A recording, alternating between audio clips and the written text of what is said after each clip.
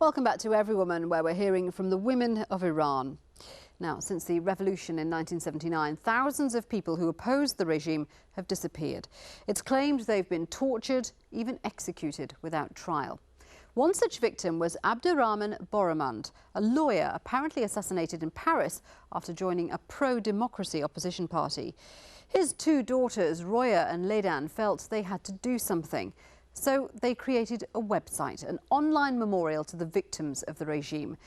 They call the database Omid, which is the Farsi for hope. This is "You were not born yet." I wasn't born yet. We were raised in a family, liberal family, opposed to the dictatorship of the Shah. We had always hoped that a change would always be for a better situation. I was in Paris, and she went back to Iran to be part of the revolution. And she lasted 3 months, and she came back so depressed and so upset that we could not even talk to her. So I could see how out of a revolution grows a chaotic situation, and out of this chaotic situation is growing a totalitarian regime.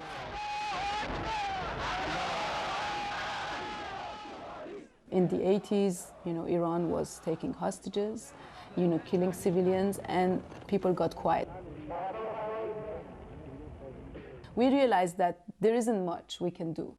And then we also realized that the role of the exile groups mostly would be to, be a voice for the voiceless. Omid is a memorial, a virtual memorial. The objective of this memorial is to document human rights violations and executions by the Islamic Republic. We had already done part of this in the early 80s. We had listed the victims, and we realized that Iranians would go over the list and look and try to see who is there, do they know anyone? When we accidentally ended up in Washington together, it was an incredible time for us to start it again. Our father was a pro-democracy militant, both during the Shah and during Ayatollah Khomeini. And in 1991, he was killed in Paris by most probably the agents of the Islamic Republic of Iran. And this is after he was killed. Yeah, the memorial was very full, and a lot of very sad people. You could tell that he was well loved because people were really sad. Yeah, and Dr. Bakhter was devastated. He couldn't talk. I didn't want to believe that this was happening. I kept asking my brother. My brother called, and he was weeping on the phone. And I said, well, how is he? And he would weep. And I would say, how is he? And he couldn't say. I did not want to believe that it was over. They want to break you. So they kill one person, and they break 10 people around him. The people who killed him created in me, who had been a little bit remote from the Iranian politics for several years and had no intention to be actively involved in politics. They created in me the determination not to break and do something about it. If we want to bring change, we have to take responsibility for our own actions. So Omid, the memorial, is a very small step towards that. Miss Esfand Farrokhru Parsa, former Minister of Education, who was executed on May 8, 1980.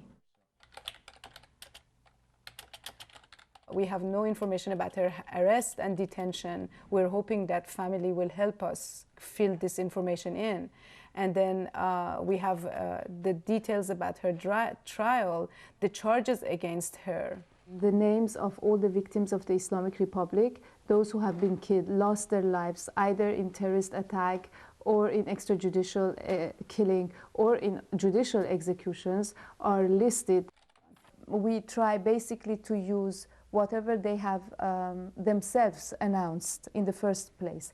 But we know also that at some point the Iranian authorities stopped announcing the executions because it was looking very bad in the eyes of the world.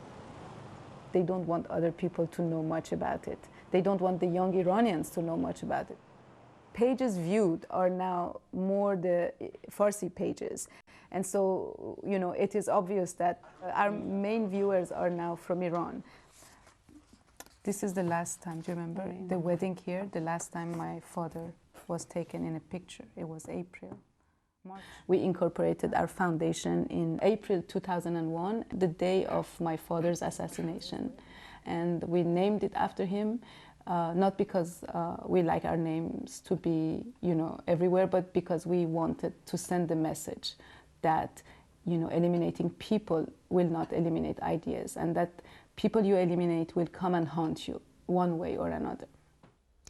And someone else who has particular memories of the revolution is stand-up comic Shappi Khorsandi, whose father was a popular satirist in Iran. He was declared an enemy of Islam because he openly criticised the Ayatollah. And eventually he and his family had to run for their lives. They settled in England.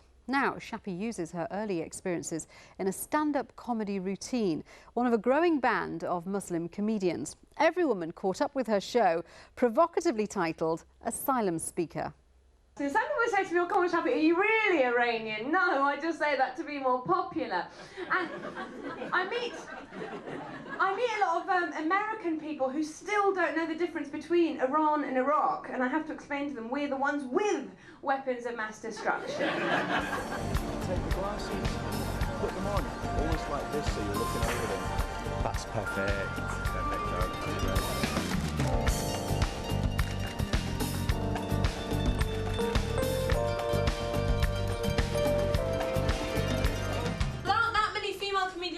But I guess there's a few more in Britain than somewhere like, I don't know, Saudi Arabia. You've made us laugh, ha ha ha, now you must die. They cut off your hands in Saudi? Yeah, but look, it's okay, they grow back. I don't know how all this happened in Britain. I think Al-Qaeda have infiltrated the Samaritans. You know how that's working. You'd like to kill yourself, that is a terrible shame. Before you do it, you deliver a parcel for us. So what's it like running from gig to gig? It can be very hectic. It's a great job to have. I might have a little chill and go through my lines in my head. Is that all right? Yeah. Okay. I'm gonna fall asleep. I have an Israeli friend. Her name is Ruth. That's kind of neither here nor there. But whenever she visits me in the UK at passport control, they go, occupation? She goes, no, it's just a holiday. And it's weird, it's hard. You know, when Iran is represented by this guy, and someone said to me, oh my God, you must be so embarrassed about the whole Holocaust denial thing that he's doing. I'm like, he's not my dad. It's not my fault. I wish Iran had a more moderate leader, like a Mullah Light. Take the edge off. Because we were just saying, most of the acts are men. I mean, there are some women, but there aren't as many. And she was really good. It's quite political, isn't it? Very, yeah. It educated us, didn't it, as well? That was important. The fact that she can make such fantastic comedy out of horrendous family circumstances, I thought was just amazing. Because you were sitting there, you thought, I'm not sure whether I should be laughing at this, it's just horrible. But she's got such charm that you just went with it, and I thought she was wonderful. I have a cousin called Mohammed, and he's had to change his name to Don't Shoot. It's a very difficult time to be Iranian. There was a time I could say to people, I'm 32, my body clock's ticking. Now I say that people hit the floor.